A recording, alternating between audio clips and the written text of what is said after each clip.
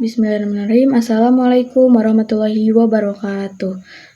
Innalhamdalillah nahmaduhu wa nasta'inu wa nastaghfiruh wa na'udzubillahi min syururi anfusina wa min sayyiati a'malina may yahdihillahu fala mudhillalah wa may yudhlil fala hadiyalah. Asyhadu an la ilaha illallah wa asyhadu anna Muhammadan abduhu wa rasuluh amma ba'du. Perkenalkan, saya Hawa Hanifah, saya dari Prodi Pendidikan IPA. Saya di sini akan menjelaskan sedikit tentang etika pergaulan. Ada yang tahu gak sih apa itu pergaulan? Nah, pergaulan adalah interaksi antar individu dalam mengenal lingkungan sosialnya. Bisa bersifat luas, yakni pergaulan dengan banyak orang atau sering bergaul dengan orang lain. Nah, pergaulan yang sehat juga pergaulan yang mengarah kepada pembentukan kepribadian yang sesuai dengan nilai dan norma sosial, kesusilaan, dan kesopanan yang berlaku. Dan etika pergaulan adalah sopan santun atau tata krama dalam pergaulan yang sesuai dengan situasi dan keadaan, serta tidak melanggar norma-norma yang berlaku baik norma agama, kesopanan, adat, hukum, dan lain-lain. Konsep ini menjelaskan sikap beradab yang menjadi harmoni antar individu dalam kehidupan bermasyarakat. Nah, di sini juga ada hal-hal yang harus diperhatikan. Yang pertama, siapa yang dihadapi. Maksudnya, pilih teman pergaulan yang memiliki karakter positif dan memiliki visi yang baik dan tidak menjerumuskan ke hal-hal yang negatif seperti orang yang suka menggunjing, suka berbohong, dan lain-lain. Nah, itu kita harus menghindarinya. Yang kedua, di mana pergaulan berlangsung. Pergaulan itu harus dilakukan di tempat yang aman, bermanfaat, dan mendukung aktivitas positif seperti di sekolah, di masjid, atau kegiatan sosial yang lainnya. Nah, kita juga harus menghindari lokasi rawan seperti tempat hiburan malam atau area yang memicu perbuatan tercela. Yang ketiga, bagaimana caranya? Nah, kita juga harus menggunakan cara yang sopan, jujur, dan penuh tanggung jawab seperti menjaga ucapan dan perbuatan agar sesuai norma. Di sini juga diberitahu cara bagaimana bersikap dalam pergaulan.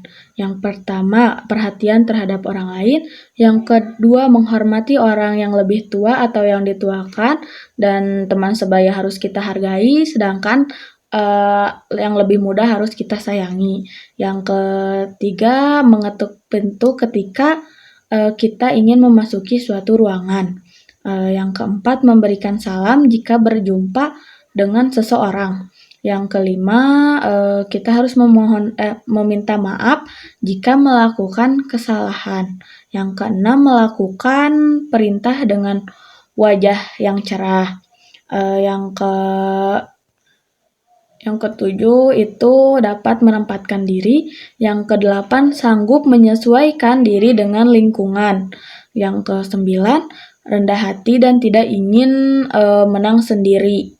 Yang ke-10, siap memberi bantuan sesuai dengan batas kemampuan kita. Yang 11, mengucapkan terima kasih jika menerima bantuan dari orang lain. Yang ke-12 itu tidak membeda-bedakan sesama dalam pergaulan. Nah, yang selanjutnya yaitu faktor pergaulan. Yang pertama, faktor umur. Umur menentukan tingkat kematangan emosional dan jenis pergaulan, di mana remaja cenderung mencari identitas melalui kelompok sebaya, sementara orang dewasa lebih fokus pada hubungan profesional. Nah, yang kedua yaitu faktor pekerjaan. Dalam pekerjaan ini membentuk lingkaran sosial berdasarkan profesi, di mana seseorang berinteraksi dengan teman kerjanya yang memiliki etika dan tujuan yang sama. Yang ketiga, faktor keterikatan. Keterikatan ini mengacu pada ikatan emosional atau komitmen seperti keluarga, pasangan, atau organisasi yang membatasi untuk mengarahkan pergaulan. Yang terakhir, faktor lingkungan. Lingkungan ini contohnya itu lingkungan sosial seperti di sekolah, tetangga, atau komunitas yang memengaruhi kualitas pergaulan melalui budaya dan kebiasaan sekitar. Nah, yang selanjutnya manfaat etika pergaulan. Yang pertama, lebih mengenal nilai-nilai dan norma-norma yang berlaku sehingga mampu membedakan mana yang pantas dan mana yang tidak pantas dalam melakukan sesuatu. Yang kedua, lebih mengenal kepribadian masing-masing orang sekaligus menyadari bahwa manusia memiliki keunikan yang masing-masing perlu dihargai.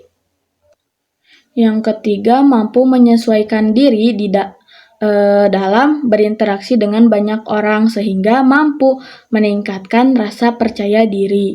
Yang keempat, mampu membentuk kepribadian yang baik yang bisa diterima di berbagai lapisan sehingga bisa tumbuh dan berkembang menjadi sosok individu yang pantas diteladani.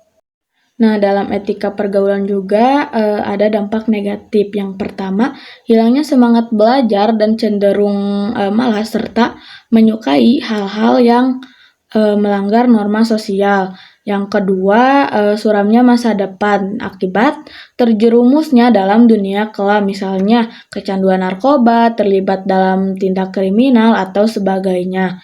Yang ketiga, dijauhi masyarakat sekitar akibat dari pola perilaku yang tidak sesuai dengan nilai dan norma sosial yang berlaku.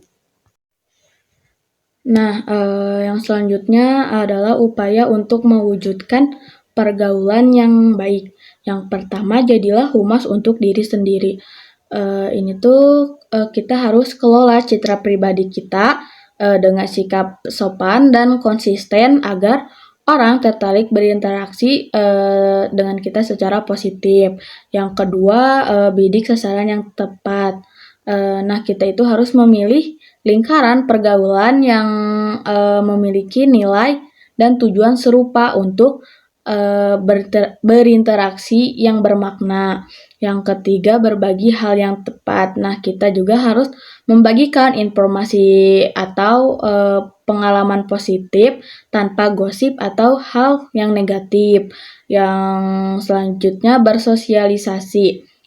Aktif berinteraksi secara terbuka tapi terkendali untuk memperluas jaringan. Yang selanjutnya juga biarkan mereka berbicara. Nah, kita juga dengarkan lebih banyak daripada berbicara untuk membangun empati dan kepercayaan. Yang selanjutnya, buang sikap angkuh.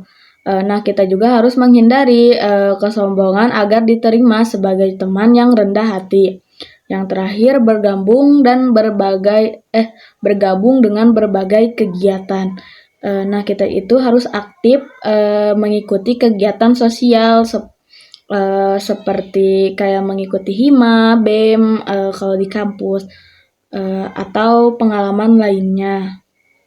Nah, untuk yang terakhir yaitu kesimpulan.